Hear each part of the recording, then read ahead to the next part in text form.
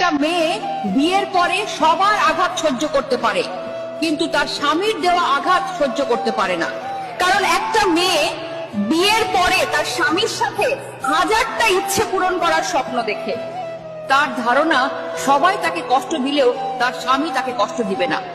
স্বামী স্ত্রী শুধুমাত্র রাতে একসাথে ঘুমালে স্বামী হয়ে যায় না।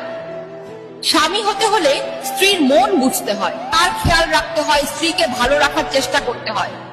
এমন অনেক পুরুষ আছে যাদের স্ত্রীর সাথে কোনো মনের মিল নেই, কোনো ভালোবাসার সম্পর্ক নেই, শুধুমাত্র সমাজের জন্য লোক দেখানো একসাথে থাকা।